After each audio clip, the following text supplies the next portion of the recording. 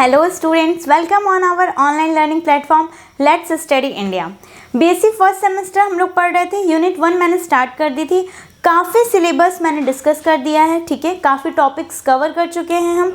आज जो हम पढ़ने वाले हैं, आज का हमारा जो टॉपिक है वो है हमारा कोवैलेंट कैरेक्टर। पहले मैं समझा देती हूँ, ठीक है, उसके बाद फिर यहाँ राइट डाउन करती हूँ। आज का जो हमारा टॉपिक है वो क्या है, हमारा covalent character in ionic compounds या इन आयनिक बॉन्ड। तो अब सबसे पहले ये क्लियर करते हैं कि आयनिक बॉन्ड और कोवैलेंट बॉन्ड क्या होता है। ये आपको अच्छे से पता है। Ionic bond means complete transfer of electron, covalent bond means sharing of electrons. ये क्लियर है। अब ये जो हम टॉपिक पढ़ने जा रहे हैं, covalent character in ionic covalent character in ionic bond,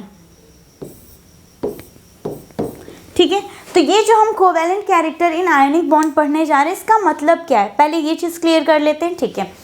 तो देखिए, पहले मैं आपको एक पॉइंट क्लियर कर दूं। कोई भी बॉन्ड जो हम बनाते हैं वो ना तो कंप्लीट या 100% आयनिक होता है और ना ही कोई बॉन्ड 100% कोवैलेंट होता है। क्या पढ़ा हमने? कोई भी बॉन्ड 100% आयनिक नहीं हो सकता है और ना ही 100% कोवैलेंट हो सकता है, ठीक है, और ना ही 100% कोवैलेंट हो सकता है। ये पढ़ा हमने। अब ऐसा क्यों होता है, कैसे पता करेंगे कौन सा 100% है या नहीं है, ये सारी चीज़ें अभी मैं बताऊंगी। क्या पढ़ा हमने अभी पहले बिल्कुल बेसिक से चलते हैं ना, ठीक है।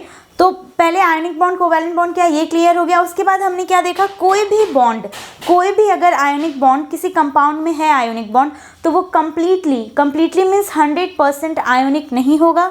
और अगर कहीं पे कोवैलेंट बॉन्ड है तो वो भी 100% कोवैलेंट नहीं होगा। इसका मतलब क्या है? इसका मतलब ये है कि जो भी बॉन्ड होगा उसमें या तो कुछ, अगर आयनिक बॉन्ड है, ठीक है, तो उसमें कुछ ना कुछ कोवैलेंट कैरेक्टर होंगे ही। अब कुछ ना कुछ का मतलब क्या है कि माइनर में भी हो सकते हैं, मेजर में भी हो सकते हैं, ठीक है। तो अगर सपोज कि कोई कोवैलेंट बॉन्ड है हमारा, हाँ, कोई कोवैलेंट बॉन्ड है हमारा, कोई अगर बॉन्ड है, मान लीजिए जैसे कि आयोनिक का लेते हैं एग्जाम्पल, ऐसे इजीली समझ आएगा। अगर कोई आयोनिक बॉन्ड है हमारा, तो ज़रूरी नहीं है कि वो जो हमारा आयोनिक बॉन्ड है वो कंप्लीटली आयोनिक हो। ये क्लियर? उसमें कुछ ना कुछ कोवैलेंट कैरेक्टर होंगे, ठीक है। कैसे होंगे ये चीज़ समझते हैं। ये क्लियर हो गया ना। यहाँ पे क्या पढ़ना है हमें, covalent character in ionic bond. इसका मतलब क्या है कि कोई भी, जहाँ पे भी, किसी भी कंपाउंड में अगर आयोनिक बॉन्ड बन रहा है तो ज़रूरी नहीं है कि वो ionic bond completely ionic bond ही हो, उसमें कुछ ना कुछ कोवैलेंट कैरेक्टर होंगे। ये कैसे होता है, इसका रीज़न क्या है, ये चीज़ समझते हैं अब हम, ठीक है। क्या है इसका रीज़न, देखते हैं। सपोज कि कोई, ऐसे समझते हैं ना, मान लीजिए ये पॉजिटिव चार्ज है, ठीक है, और ये क्या है हमारा, नेगेटिव चार्ज है। अब ये तो आपको अच्छे से पता है, पॉजिटिव चार्ज, ऑब्वियस सी बात है, जिन पे पॉजिटिव चार्ज होता है size smallest, negative charge size largest, पढ़ा ही होगा आपने। अब यहाँ पर क्या होगा, ये आपको अच्छे से पता है, जब पॉजिटिव और नेगेटिव पास में आते हैं तो क्या होता है, अट्रैक्शन होता है, ठीक है। अब यहाँ पे पॉजिटिव और नेगेटिव जब पास में आएंगे, इंटरैक्ट करेंगे, तो यहाँ पे क्या होगा, अट्रैक्शन होगा। आपको ये अच्छे से पता है कि कोई भी चार्ज जो इलेक्ट्रॉन क्लाउड होता है, यहाँ पे समझा देती हूँ मैं। सपोज ये नेगेटिव चार्ज है और ये जो इलेक्ट्रॉन क्लाउड होता है हमारा, ये जनरली क्या होता है, स्फेरिकल होता है। ये जनरली हमारा क्या होता है, स्फेरिकल होता है, ठीक है।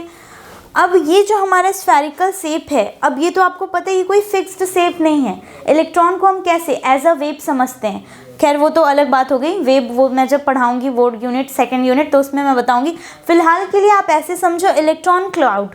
इलेक्ट्रॉन क्लाउड मीन्स क्या है, अब क्लाउड कैसा होता है पता है ना, उसका शेप कभी भी चेंज हो सकता है एंड ऑल दैट, ठीक है। ये इलेक्ट्रॉन क्लाउड है। अब ये जो हमारा इलेक्ट्रॉन क्लाउड है, इसका मतलब क्या हुआ कि हमारा जो इलेक्ट्रॉन क्लाउड है, इस नेगेटिव चार्ज के चारों ओर क्या है, जो इलेक्ट्रॉन क्लाउड है, मतलब इस तरीके से कुछ इलेक्ट्रॉन होंगे। अब ये जो हमारा इलेक्ट्रॉन क्लाउड है, ये जब पॉजिटिव को देखता है तो ये थोड़ा सा पोलराइज्ड हो जाता है। कुछ इस तरीके से, ठीक है। थोड़ा सा क्या होता है, पोलराइज्ड हो जाता है, तो कुछ इस तरीके से बन जाता है। इसका शेप कुछ ऐसा हो जाएगा, तो इसका शेप कुछ ऐसे बन जाता है। स्फेरिकल से थोड़ा सा ओवल कह सकते हैं। अब जब ये इलेक्ट्रॉन क्लाउड थोड़ा सा पॉजिटिव की तरफ क्या हो गया, पोलराइज्ड हो गया, तो उसका शेप ऐसे बन गया और यहाँ पे हो गया अट्रैक्शन। अब आप मुझे ये बताओ कि हमने जैसे पढ़ा है कि आयोनिक बॉन्ड में, अब यहीं पर जैसे हमने पढ़ा था ना, आयोनिक बॉन्ड किसके बीच बनता है, प्लस और माइनस के बीच में बनता है, ठीक है। सपोज इस तरीके से चार्ज है, अब ये जब थोड़ा सा पोलराइज्ड हो जाएगा, ये यहाँ पे पोलराइज्ड हो गया। अब यही क्या दिखाता है हमें, कोवैलेंट कैरेक्टर। यही क्या बताता है, कोवैलेंट कैरेक्टर बताता है, ठीक है। अब ये कोवैलेंट कैरेक्टर कैसे बताता है, तो सिंपल सी बात है, जब भी कोई इलेक्ट्रॉन, अब इससे जब ये जो इलेक्ट्रॉन क्लाउड है ये हमारा इसकी तरफ क्या हुआ, थोड़ा सा पोलराइज्ड हो गया, तो मतलब इसको हम कह सकते हैं कि ये क्या हो गया है, हमारा डिफॉर्म हो गया है। क्या हो गया है, डिफॉर्म्ड। ये जो हमारा इलेक्ट्रॉन क्लाउड था ये क्या हो गया है, डिफॉर्म्ड हो गया है, ठीक है। क्लियर है ना, विजिबल है, ओके। अब ये क्या हुआ, जब इलेक्ट्रॉन क्लाउड हमारा पॉजिटिव चार्ज की तरफ थोड़ा सा पोलराइज्ड हो जाता है, तो हम कह सकते हैं इलेक्ट्रॉन क्लाउड क्या हुआ, डिस्टर्ब हो गया, डिफॉर्म्ड हो गया है। अब पहले से इस तरीके का इसका शेप हो गया, डिफॉर्म्ड हो गया। तो इस तरीके से ही, ऐसे ही क्या शो होता है हमें, कोवैलेंट कैरेक्टर शो होता है, ठीक है। यही चीज़ क्या शो करती है, कोवैलेंट कैरेक्टर शो करती है कि कोई भी आयनिक बॉन्ड में किस तरीके से कोवैलेंट कैरेक्टर हो सकता है, ये चीज़ हमें यही रिप्रेजेंट करती है। क्लियर है। अब हम यहाँ पे समझेंगे किस तरीके से ये जो पोलराइजेशन होगा ये कब होगा, कैसे होगा, क्या क्या इसमें फैक्टर्स कह सकते हैं हम, किस तरीके से बताएंगे, ये सारी चीज़ें अब हम यहाँ पे डिस्कस करेंगे, ठीक है। अच्छा, अब जो हमारा टॉपिक आता है वो ये आता है, ये तो क्लियर हो गया ना, पोलराइजेशन कैसे हो रहा है, क्या हो रहा है। अब जो हमारे जो फजान थे, ठीक है, जो हम पढ़ते हैं फजान्स रूल, उस फजान्स रूल में हम यही चीज़ पढ़ते हैं। जो फजान थे, जो साइंटिस्ट थे हमारे फजान, उन्होंने हमें यही चीज़ बताई थी कि कोई भी आयोनिक बॉन्ड जो होता है वो कम्प्लीटली आयोनिक नहीं होता है, मतलब उसमें कुछ ना कुछ कोवैलेंट कैरेक्टर होंगे ही होंगे, ठीक है। ये चीज़ हमें फजान ने बताया था। क्लियर है। किस तरीके से होंगे ये मैंने अभी आपको बताया। सपोज़ कोई नेगेटिव चार्ज है, अगर उसके पास कोई पॉजिटिव चार्ज आता है तो उसका जो इलेक्ट्रॉन क्लाउड है वो क्या होता है, डिस्टॉर्ट हो जाता है, डिफॉर्म्ड हो जाता है और पॉजिटिव चार्ज की तरफ पोलराइज्ड हो जाता है, ठीक है। अब ये किस तरीके से होगा, कब होगा, ये सारी चीज़ें हम अब डिस्कस करते हैं। क्लियर। तो इसमें हम लिख लेते हैं, पहले हेडिंग कर लेंगे हम लोग, क्या टॉपिक है हमारा। अब हम देखेंगे पहले पोलराइजिंग पावर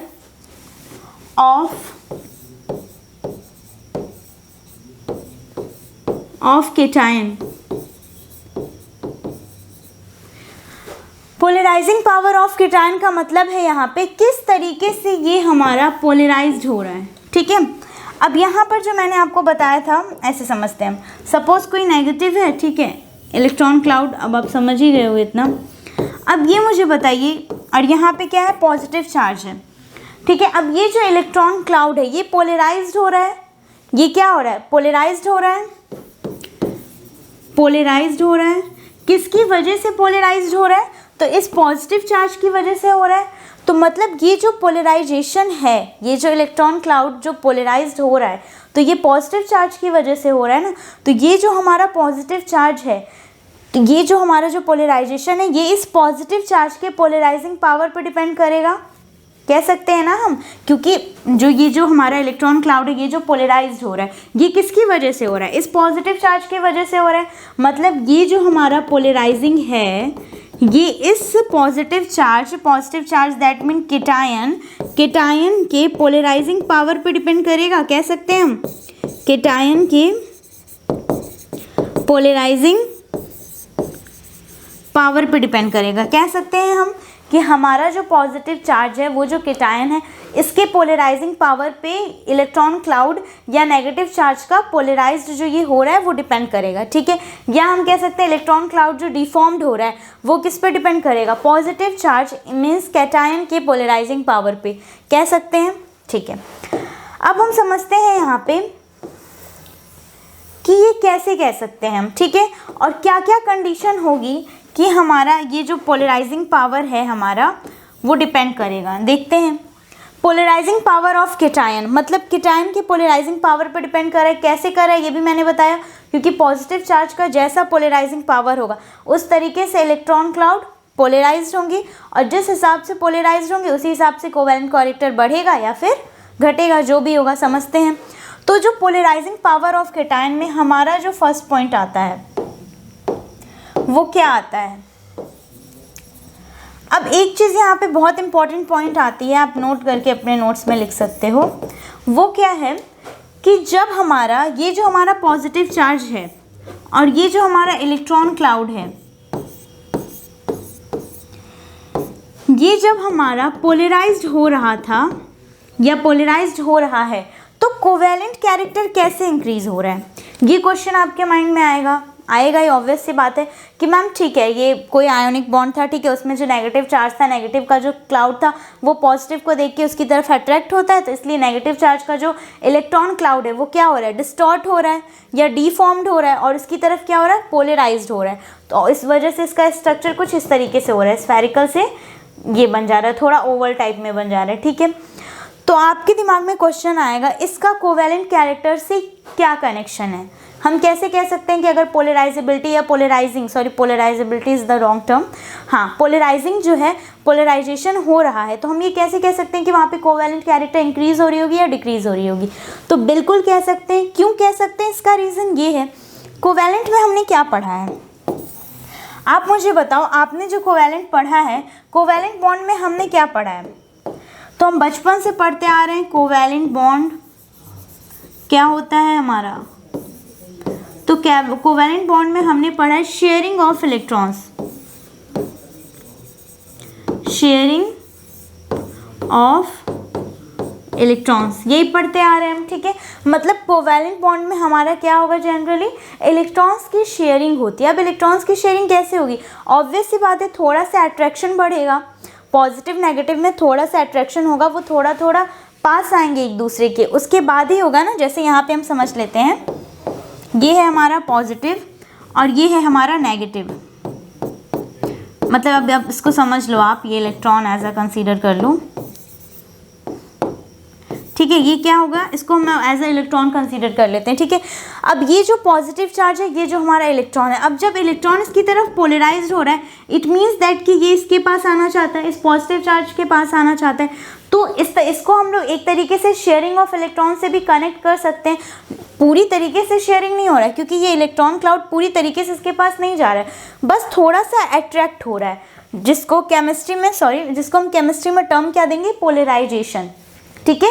और लिटिल बिट अट्रैक्शन, और केमिस्ट्री में उसको टर्म क्या देते हैं, पोलराइजेशन। तो ये जो इलेक्ट्रॉन क्लाउड है ये क्या हो रहा है, थोड़ा सा पोलराइज हो रहा है पॉजिटिव चार्ज के पास, ठीक है। क्लियर है, ठीक है। तो इस तरीके से समझ आया क्यों इसको हम कोवैलेंट कैरेक्टर से कर रहे हैं रिलेट, क्योंकि कोवैलेंट कैरेक्टर में हमने पढ़ा है शेयरिंग ऑफ इलेक्ट्रॉन्स, और यहाँ पे भी क्या हो रहा है, जो नेगेटिव चार्ज है वो पॉजिटिव क्या कंप्लीटली मतलब नहीं हो रहा है, शेयरिंग नहीं हो रहा है पूरी तरीके से। शेयरिंग मीन्स क्या है कि जो चीज़ मेरे पास है वो चीज़ आप भी थोड़ा सा यूज़ कर सकते हो। शेयरिंग मीन्स यही होता है ना, पहले मैं यही चीज़ क्लियर कर देती हूँ, बहुत बच्चे कंफ्यूज हो जाते हैं इसमें। आयोनिक में हमेशा याद रखना कंप्लीट ट्रांसफ़र ऑफ इलेक्ट्रॉन।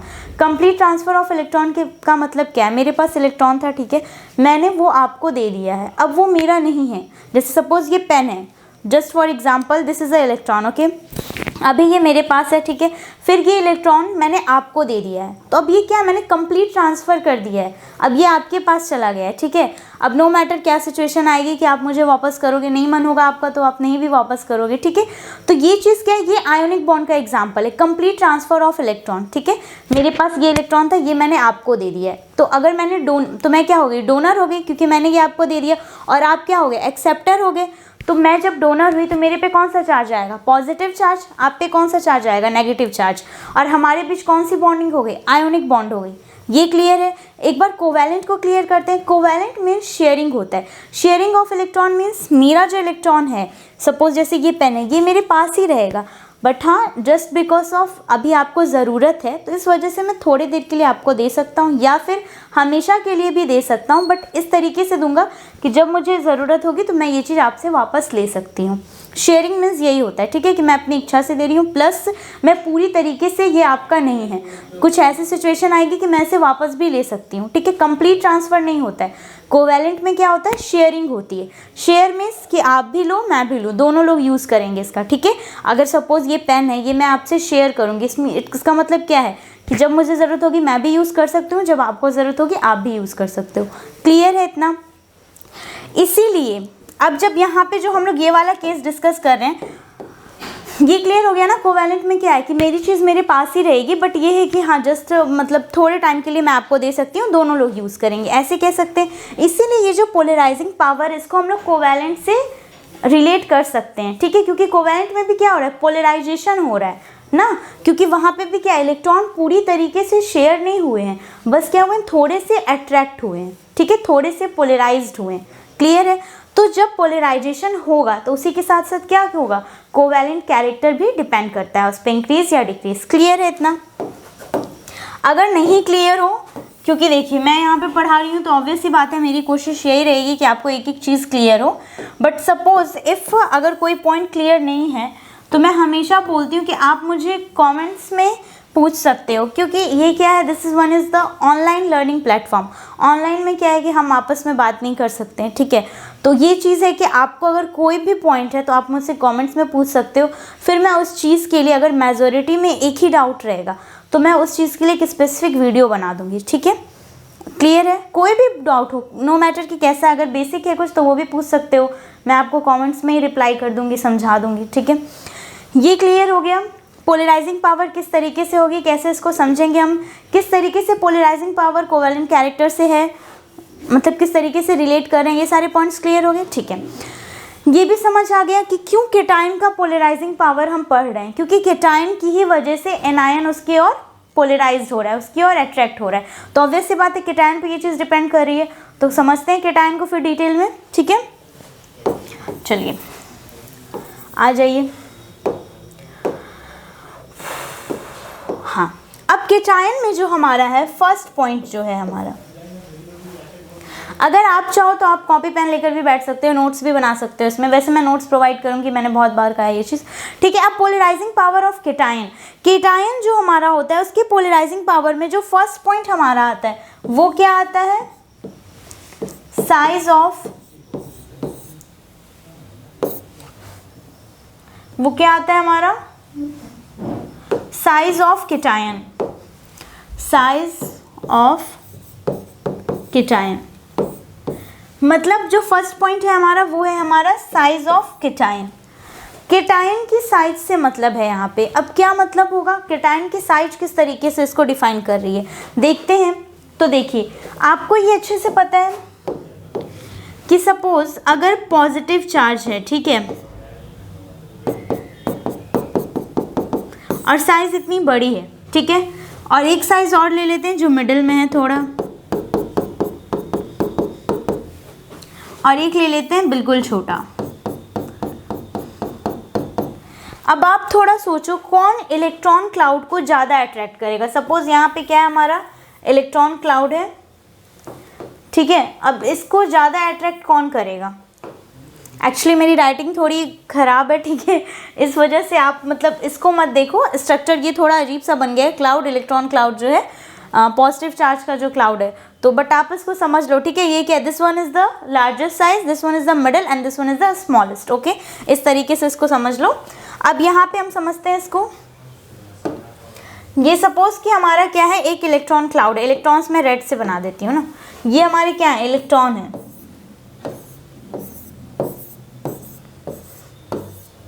ये हमारे क्या है, इलेक्ट्रॉन है, ठीक है। ये नेगेटिव चार्ज बताने के लिए मैंने बीच में नेगेटिव लगा दिया। अब आप मुझे बताओ, ये है फर्स्ट, ये है सेकंड और ये है हमारा थर्ड। आपको मुझे ये बताना है कि इन तीनों में किसकी पोलराइजिंग पावर ज़्यादा है।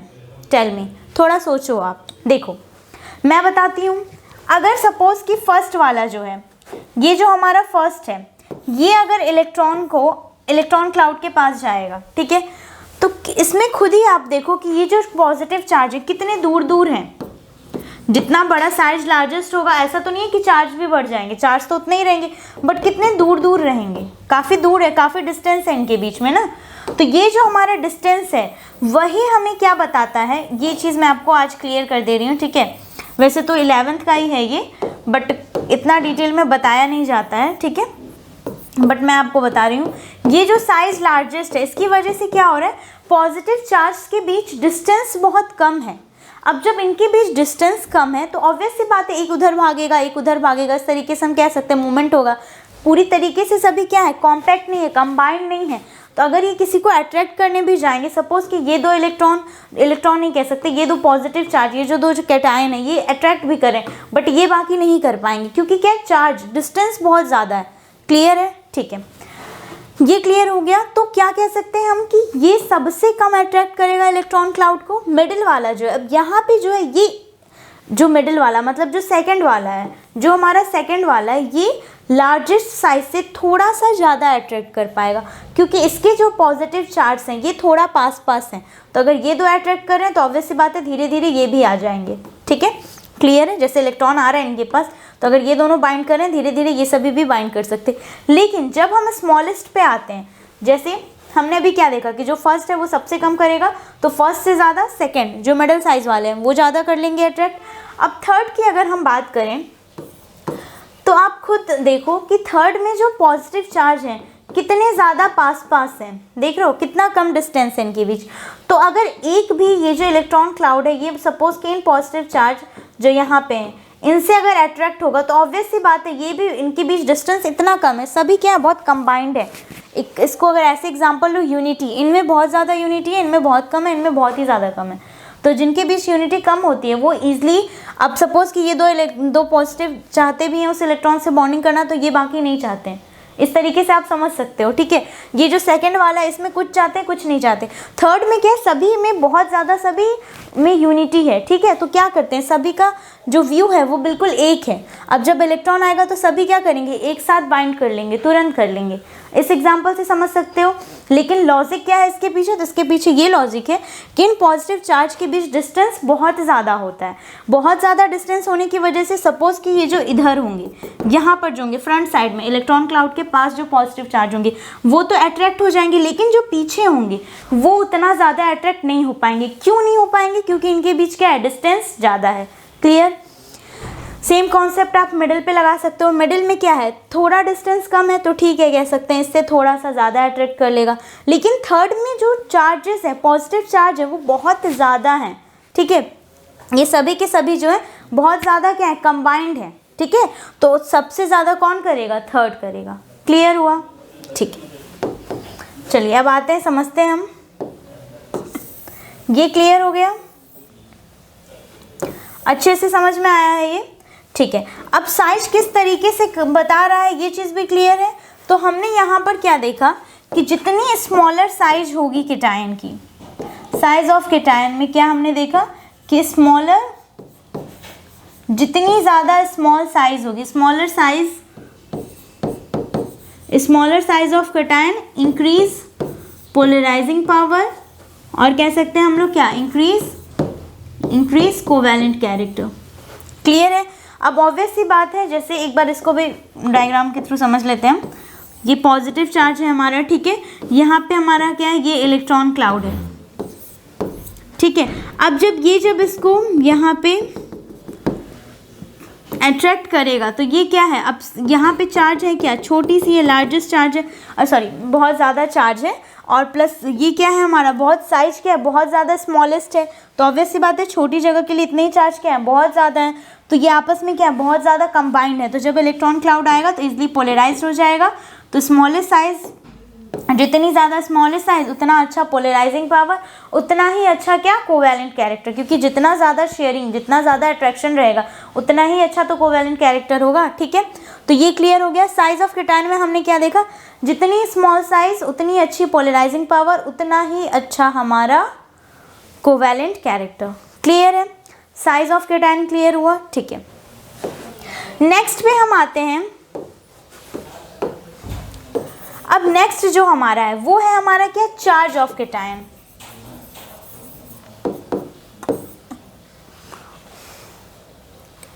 नेक्स्ट जो है हमारा वो है हमारा क्या, चार्ज ऑफ कैटायन। अच्छा, चार्ज ऑफ कैटायन से मतलब क्या है, तो ये तो आप खुद ही बता लोगे।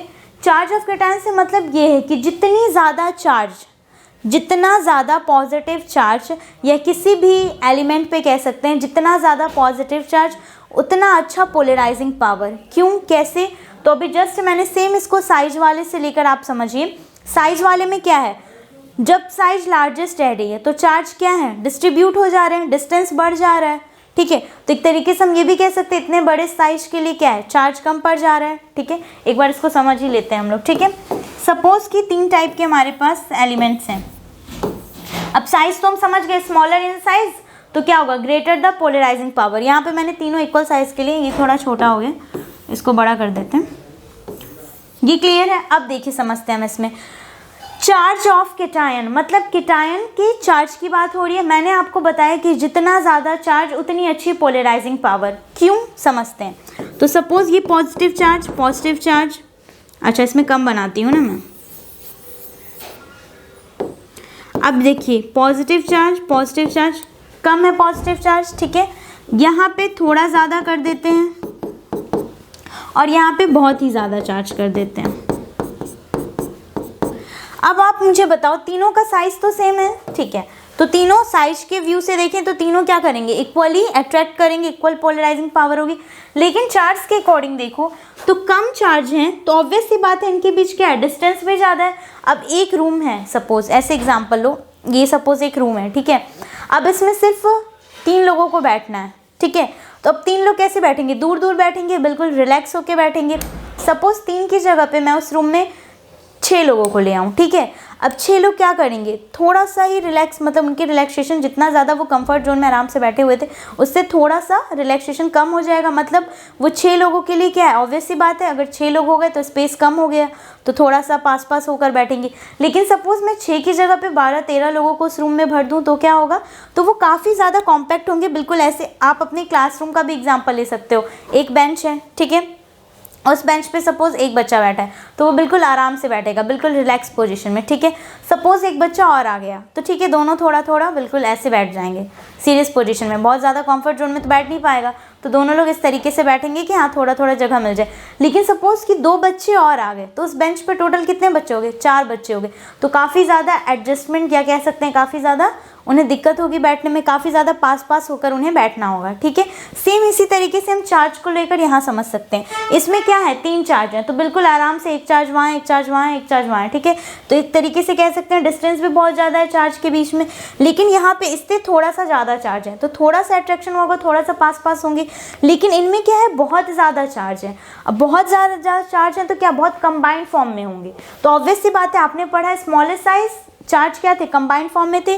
ज़्यादा चार्ज है और साइज़ का तो कोई बात नहीं हो रहा है, ज़्यादा चार्ज है, बहुत ज़्यादा चार्ज है तो क्या है, बिल्कुल कंबाइंड फॉर्म में है। अब जब इतना ज़्यादा चार्ज है तो ऑब्वियस सी बात है इलेक्ट्रॉन क्या होगा, ईजिली इलेक्ट्रॉन क्लाउड जो है ईजिली क्या होगा, पोलराइज्ड होगा।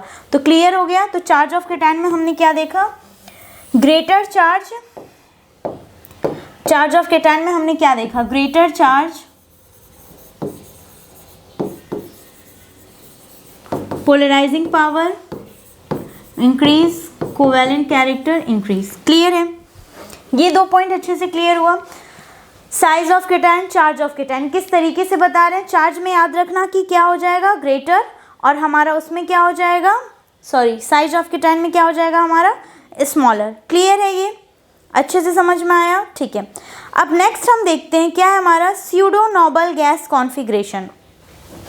स्यूडो नोबल गैस कॉन्फ़िगरेशन क्या होता है समझते हैं। ये क्लियर हो गया, size of cation, charge of cation. ठीक है, अब हम समझते हैं स्यूडो नोबल गैस कॉन्फ़िगरेशन।